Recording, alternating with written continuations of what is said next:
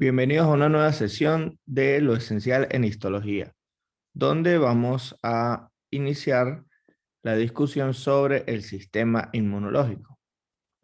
El sistema inmunológico lleva a cabo como principal función la defensa de nuestro organismo ante la invasión de agentes extraños, estilo microorganismos o en general antígenos desconocidos para nuestro cuerpo. Hay que tomar en consideración que el sistema inmunológico va a estar formado por elementos celulares, células inmunológicas, tejido inmunológico y órganos inmunológicos. Entonces, en esta primera clase introductoria vamos a discutir algunos conceptos generales sobre el sistema inmunológico en específico, de estos tres niveles: células, tejido y órganos inmunológicos, para posteriormente profundizar en los mismos una vez teniendo claro los conceptos básicos. Entonces, ¿cuáles son las células de nuestro sistema inmunológico? Vamos a tener células como los leucocitos,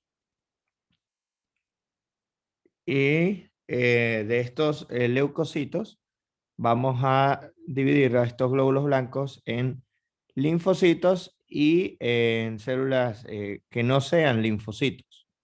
Entonces, dentro de nuestros linfocitos tenemos a los linfocitos T, a los linfocitos B y a las células NK o asesinas naturales, natural killers. Entonces, estos son nuestros tres tipos de linfocitos. Y dentro de las otras células que no sean linfocitos, tenemos a los granulocitos, que los hemos estudiado en el tema de hematopoiesis y sangre. Entonces allí tenemos neutrófilos, basófilos, eosinófilos, monocitos, macrófagos y mastocitos. Entonces, otras células que considerar, aparte de las células linfoides y las no linfoides, van a ser unas células que vamos a llamar células de soporte. Estas células de soporte van a estar cumpliendo funciones específicas que van a ayudar a que estas otras células linfoides y no linfoides actúen de una manera adecuada. Pueden activarlas, regularlas o inhibirlas. Entonces, estas células de soporte, vamos a tener que algunas de estas células de soporte pueden comportarse como células presentadoras de antígeno. Estas células presentadoras de antígeno toman un antígeno extraño, lo internalizan en su estructura, en su citosol, y posteriormente lo expresan a nivel de la membrana plasmática y van y lo presentan de manera general a un linfocito. De esa manera se activa a nuestro linfocito T, a nuestro linfocito B, o nuestro linfocito NK. Entonces, estas células presentadoras de antígeno van a ser células dendríticas foliculares, células de Langerhans en la epidermis de la piel, células epitelio reticulares en el timo, y finalmente tenemos otra célula de soporte que no es presentadora de antígeno, que son los reticulocitos o células reticulares, que los estudiamos en el tejido conectivo reticular. Entonces, para hacer engranaje de ideas y síntesis, tenemos leucocitos, de los cuales hay linfocitos T, B y NK, otras células no linfoides o no linfocíticas, como los granulocitos, monocitos, macrófagos y mastocitos, y unas células de soporte que van a ayudar sobre todo a que estos linfocitos lleven a cabo de manera adecuada sus funciones. Tenemos allí células presentadoras de antígenos y células que simplemente van a estar de soporte, como los reticulocitos. Y dentro de las que están de soporte y que pueden presentar antígenos, células dendríticas foliculares, células de Langerhans y células epitelio reticulares. Entonces, hagamos recuento sobre algunos aspectos sobre nuestros linfocitos. Entonces, desde el punto de vista de las generalidades, vamos a tener que nuestros linfocitos pueden ser competentes o no competentes para la respuesta inmunológica. Entonces, existe esta nomenclatura de linfocitos naive, que son linfocitos maduros, inmunocompetentes, pero que nunca han sido expuestos a un antígeno. Una vez que se exponen a un antígeno, dejan de ser linfocitos naive. Son como linfocitos vírgenes. Y por otra parte, los linfocitos van a encontrarse en dos pools o en dos almacenes generales, ¿no? Un pool que va recirculando y un pool que no está recirculando. El pool que recircula de los linfocitos es mayor que el que no recircula y circula entre el sistema circulatorio sanguíneo, pasa al extremo linfático y luego de este extremo vascular linfático se dirige hacia los órganos linfáticos. De esos órganos linfáticos pasa a las estructuras más grandes vasculares linfáticas y finalmente retorna al sistema circulatorio sanguíneo. Entonces, del sistema circulatorio sanguíneo pasa a la microvasculatura del sistema circulatorio linfático, luego llega al tejido linfático, los órganos linfoides y finalmente llega a el sistema circulatorio linfático mayor. Y esta recirculación le permite hacer una vigilancia rondando diferentes sectores del organismo. Es muy importante mencionar en este punto que vamos a hablar de un pool recirculante y un pool no recirculante de linfocitos, que por ejemplo este pool que no recircula se va a quedar destinado en regiones o tejidos específicos. Y debo acotarles un excepto porque los órganos del sistema nervioso central carecen de tejido linfoide y esto es porque la barrera hematoencefálica se consolida antes que estas células linfoides que van recirculando puedan ingresar al tejido nervioso para asentarse en él, de tal forma que los órganos nerviosos, como el cerebro, carecen de tejido linfoide. Y esto no significa que no tengan una vigilancia inmunológica. Sí la tienen, solo que carecen de linfocitos, células dendríticas, células reticulares. En tejido nervioso se hará mayor énfasis en este aspecto.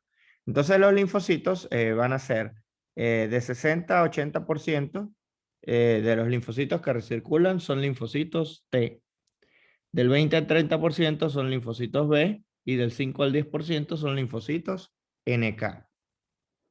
Acá una tabla con las funciones generales y tenemos esta otra con los porcentajes de variación entre los linfocitos B y los linfocitos T por órganos. Entonces, de los linfocitos T, recordad que tenemos linfocitos T ayudadores, helpers, que tienen el grupo de diferenciación CD4 y estas células pueden ser T helper 1 o T helper 2. Y estas células van a ser muy activas en los procesos inflamatorios y pueden secretar citoquinas. Entonces, también estas células no solo secretan citoquinas, sino que son activadas por citoquinas. Entonces, con las citoquinas que ellas liberan, pueden activar a macrófagos, linfocitos T citotóxicos, que son los CD8. O sea, un CD4 puede activar a un CD8 o a un macrófago. Y puede hacer que los linfocitos B se diferencien en su célula más madura, que es el plasmocito, para producir anticuerpos. Y en general participan en la respuesta inmune secundaria, dado que una vez que en la respuesta inmune primaria estas células se activan, unas se vuelven efectoras y otras se vuelven de memoria. Entonces hay un grupo de linfocitos T CD4, helper 1 o helper 2, que son de memoria y quedan almacenadas de tal forma que cuando el cuerpo es expuesto nuevamente a un antígeno que ya es conocido, ya hay una memoria y el cuerpo responde con mayor velocidad y fuerza. Esto nos lleva a comprender que existe una respuesta inmunológica celular que es llevada a cabo principalmente por los linfocitos T y una respuesta humoral que es llevada a cabo principalmente por los linfocitos B. Para esto es importante que veas la sesión de hematopoiesis donde se discute la linfopoiesis. Los linfocitos T citotóxicos CD8 se activan para eliminar células infectadas por virus, generalmente.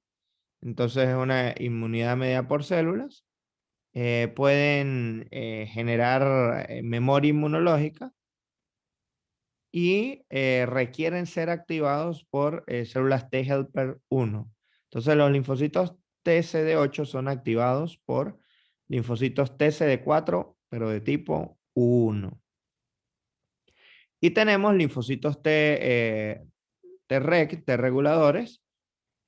Su otro nombre común son células supresoras, que van a ser células moduladoras. Regulan a la CD8, a la CD4, de manera de que no lleven a cabo una hiperfunción o una hiperactivación, porque esto puede desencadenar una respuesta inmunológica excesiva, que no es lo ideal para el cuerpo. Entonces, siempre que haya algo activado, debe haber alguien que regule esa activación, generalmente con el efecto opuesto, que es suprimiendo, ¿no? Entonces, esa es su principal función. Y regula la tolerancia a los antígenos propios de nuestro cuerpo, ¿no? Es decir, previene los procesos autoinmunes, que nuestras células linfoides no ataquen a nuestros propios antígenos. Tenemos otro grupo que se llaman linfocitos T gamma delta. Estos se van a localizar en la epidermis y inclusive dentro de los epitelios de las mucosas. Mucosas de la vía digestiva, de la vía respiratoria, de la vía urinaria. Y cumplen funciones locales allí para regular los ambientes inmunológicos de estas mucosas o epitelios, ya que los epitelios son la primera barrera de defensa. Y los linfocitos B, tenemos que se pueden diferenciar en plasmocitos que van a secretar estos plasmocitos anticuerpos. Entonces, la respuesta inmunológica mediada por anticuerpos, que son proteínas, que van solubles en el torrente sanguíneo, en el plasma, se llama respuesta inmune humoral. Entonces, aquí se cierra ese círculo, ¿no? Y estos son activados por los T helper 2. Entonces, T helper 1 me activa a los CD8, T helper 2 me activa a los linfocitos para que se diferencien en plasmocitos y secreten anticuerpos. Y los linfocitos NK finalmente pueden exterminar a células que están infectadas o a células que están alteradas, por ejemplo, células tumorales. Comparemos el porcentaje de linfocitos T y B en los órganos, es decir, los que llevan a cabo la respuesta celular y los que llevan a cabo la respuesta humoral. A nivel de médula ósea, tenemos 90% de linfocitos B versus 10% de linfocitos T. Y eso es porque la médula ósea es el sitio de formación de los linfocitos B. Por eso se llama a la médula ósea órgano bursa equivalente. Es el equivalente a la bursa de Fabricio de las aves. El timo carece totalmente de linfocitos B y está hecha en 100% de linfocitos T, comparando estas poblaciones, ¿no? Los ganglios o nódulos linfoides tienen 40% de linfocitos B y 60% de linfocitos T, es decir, los linfocitos T en estos nódulos linfoides pueden, gracias a la inmunidad celular, activar al linfocito B y este linfocito B diferenciarse en plasmocito y secretar anticuerpos desde esos ganglios linfáticos. En el caso del vaso tenemos más linfocitos B que linfocitos T y en la sangre circulante hay más linfocitos T que linfocitos B. Luego vamos, una vez que hemos entendido la base de las células inmunológicas, vamos ahora a conversar sobre lo que es el tejido linfático. Tejido linfático es importante comprender que es un tejido conectivo, es un tejido conectivo, que lo vamos a incluir dentro de los tejidos conectivos con propiedades especiales. ¿Y cuál es la función de este tejido conectivo con propiedades especiales? Linfático. La vigilancia y la respuesta inmunológica. Entonces, el tejido linfático consiste en agregados de células y matriz extracelular, como los linfocitos, que pueden encontrarse de manera circunscrita, bien definida, pero pueden estar de manera encapsulada o no encapsulada. Ya vamos a detallar más este detalle. Y hay que tomar en cuenta que vamos a tener que hay órganos linfoides primarios y secundarios. Todos los órganos linfoides secundarios consisten en dos tipos diferentes de tejido linfático. Entonces, tenemos órganos linfoides primarios y secundarios. Y todos los secundarios tienen dos tipos de tejido linfoide. ¿Cuáles son esos tipos de tejido linfoide? Bueno, tenemos tejido linfoide difuso y tejido linfoide denso o folicular. Entonces, una cosa es el tejido linfoide difuso, otra cosa es el tejido linfoide organizado, tejido linfoide difuso.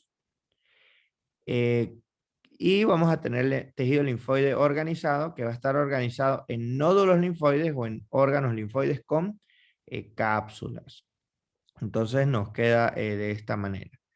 Ese tejido linfoide difuso va a estar constituido por agregados difusos de linfocitos, plasmocitos, en lo que son las láminas propias o el tejido conectivo laxo de los epitelios, de la vía digestiva, la vía respiratoria, la vía urinaria o genitourinaria, formando una barrera inmunológica que va a estar inferior a el epitelio, pero es una barrera que es extensa y es difusa, o sea, estas células no se organizan en nódulos ni en órganos encapsulados y previenen que si un microorganismo logra penetrar el epitelio y pasa al tejido conectivo subyacente, puedan generar una respuesta inmunológica allí de forma local.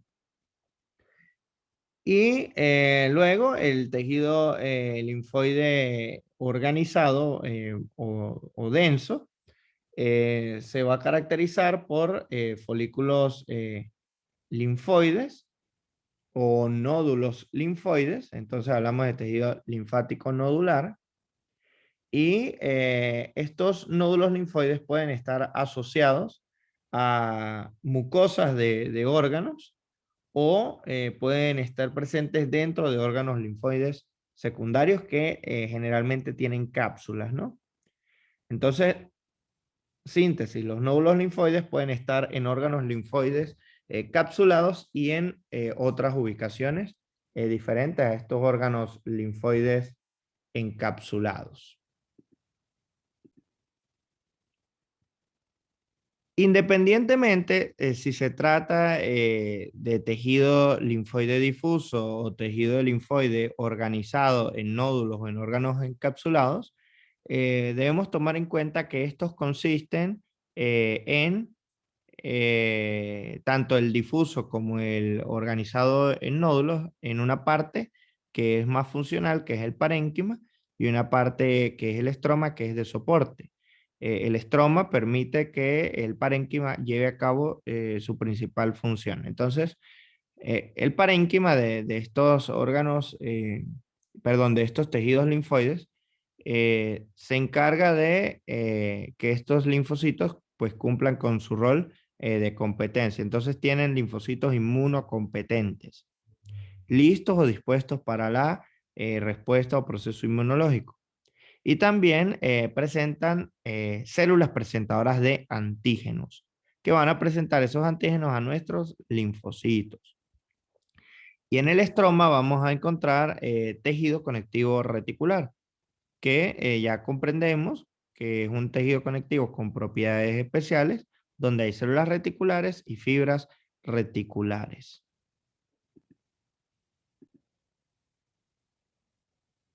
Entonces, quiero que pienses que ese tejido linfoide difuso, que son estas células inmunológicas libres, eh, subepiteliales en la vía digestiva, en la vía respiratoria, en la vía urinaria, van a tener en su proximidad tejido linfoide organizado en nódulos linfoides y van a poder interactuar una vez que reciben un antígeno con estos nódulos linfoides.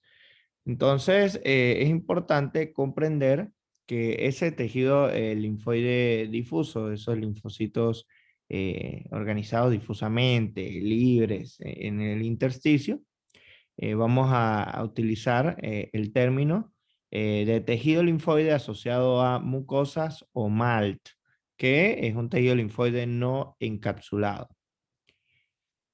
Y eh, dependiendo de la localización de este tejido linfoide y de su asociación con nódulos linfoides, le vamos a colocar el nombre a ese MALT. Por ejemplo, si está en la vía digestiva, vamos a hablar de GALT, tejido linfoide asociado al tracto gastrointestinal. En específico, por ejemplo, a nivel del ilion, de la vía digestiva, el intestino delgado, vamos a hablar de placas de Peyer. Son nódulos linfoides que tienen en derredor y próximo a ellos también tejido linfoide difuso. Tenemos el apéndice secal o vermiforme. Tenemos el anillo linfoide de Waldeyer que se encuentra en la entrada hacia la faringe. Y bueno, eso sería lo que sería nuestro tejido linfoide difuso. Y el tejido linfoide organizado en órganos o encapsulados, vamos a encontrar el timo, los ganglios linfáticos, el vaso y lo que van a ser también unas formaciones linfoides en órganos, pero que no tienen cápsula. O sea, es un órgano linfoide definido, pero sin cápsula, como son las amígdalas palatinas. Entonces, bueno, para comprender más esto, tenemos acá nuestro esquema comparativo, ¿no? Tejido linfoide difuso versus tejido linfoide organizado en nódulos. El tejido linfoide difuso tiene parénquima y estroma.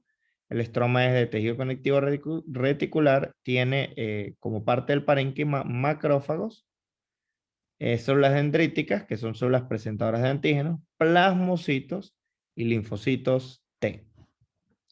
Mientras que nuestros nódulos linfoides eh, van a ser o pueden ser de dos tipos de nódulos linfoides, primarios o secundarios, pero los linfocitos aquí están bastante organizados y no hay una cápsula.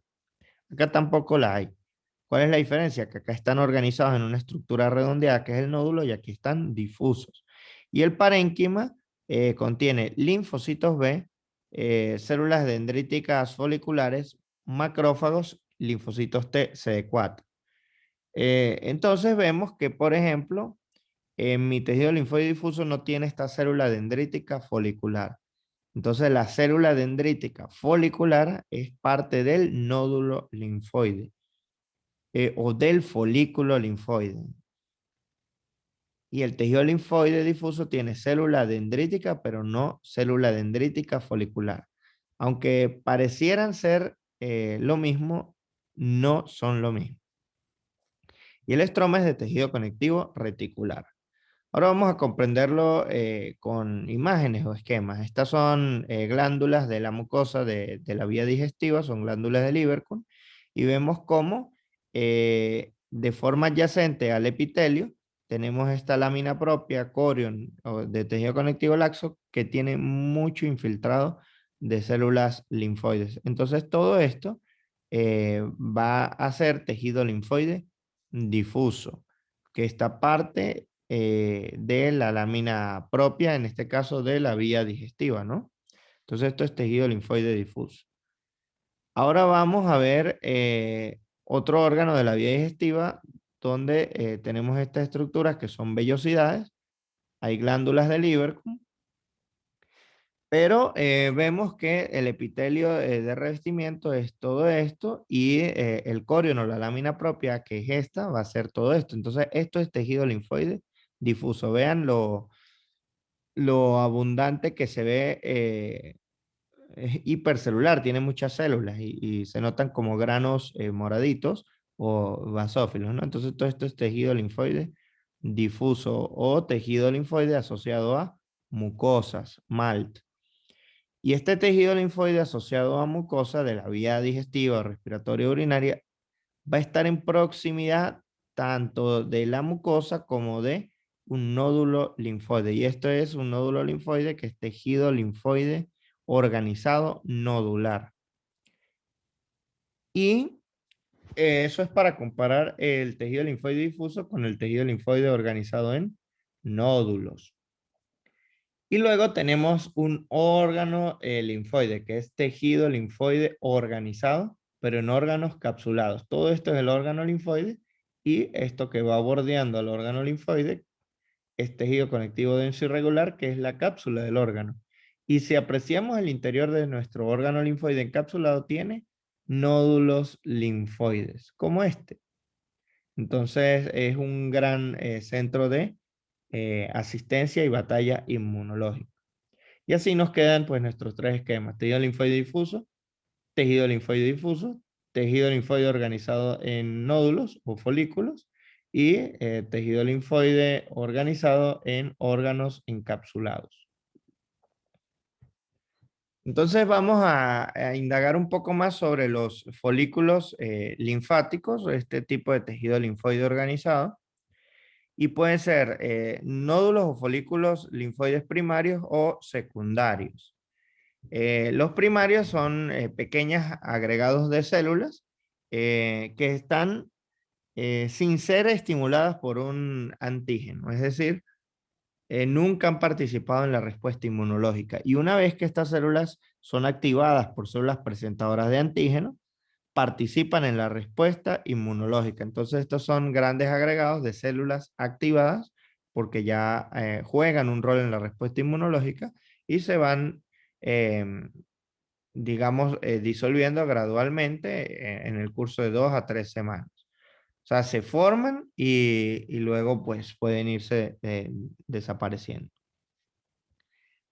Entonces, vamos a reconocerlo. Esto que tenemos acá es un folículo o nódulo linfoide. Este es otro folículo o nódulo linfoide. Vean que son estructuras redondeadas. Y este también.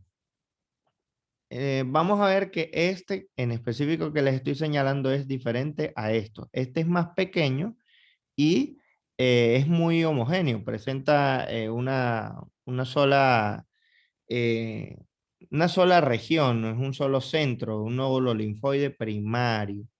Pero si yo comparo este con este, me doy cuenta que este tiene dos regiones, una periférica y una central. Entonces esa es la diferencia. Este es mi nódulo linfoide primario y el secundario que está participando en la respuesta inmunológica tiene dos zonas. Una zona central o capa germinal y una zona periférica o capa del manto o capucha. Entonces, centro germinal y capa del manto o capucha. Nos queda de esa manera. Y finalmente, con respecto a los órganos linfoides, y ya en un aspecto más macroscópico, podemos decir que según su función, los órganos linfoides se pueden clasificar en órganos linfoides primarios o en órganos linfoides secundarios. Primarios y secundarios. Los órganos linfoides primarios son los que llevan a cabo la inmunocapacitación. Allí es donde se entrenan los linfocitos para que posteriormente vayan a los órganos linfoides secundarios para participar en la respuesta inmunológica ante la estimulación antigénica, ¿no?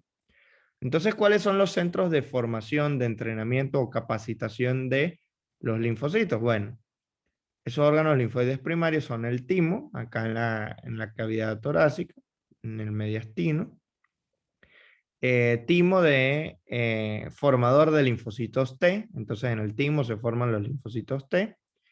Y la médula ósea va a ser el sitio, el cuartel de formación de los linfocitos B. Entonces esos son nuestros órganos linfoides primarios. Acá no hay respuesta inmunológica, solo hay inmunocapacitación de estas células. Y la respuesta inmunológica se lleva a cabo en la periferia. Por ejemplo, en las amígdalas, en los ganglios linfáticos, el vaso a nivel de el MALT, que es ese tejido linfoide asociado a mucosas. Este MALT puede ser de tipo GALT, que es asociado al tracto gastrointestinal, BALT, que es asociado a los bronquios de la vía respiratoria, eh, SALT también, que es asociado a la piel. Y esos serían en general nuestros órganos linfoides secundarios donde se llevan a cabo las respuestas inmunológicas. Y bueno, esto es todo por esta sesión introductoria donde hemos aclarado el concepto de células linfoides, tejido linfoide, que puede ser difuso o organizado en nódulos o en órganos encapsulados, y hemos conversado sobre la función de los órganos linfoides primarios y secundarios. Ya hemos estudiado la estructura de la médula ósea, así que en las próximas sesiones estudiaremos lo que es en específico estos órganos linfoides capsulados y no capsulados, como el timo, el vaso, las amígdalas palatinas y este tejido linfoide difuso. Muchas gracias por la atención prestada y nos vemos en la próxima sesión. Hasta luego.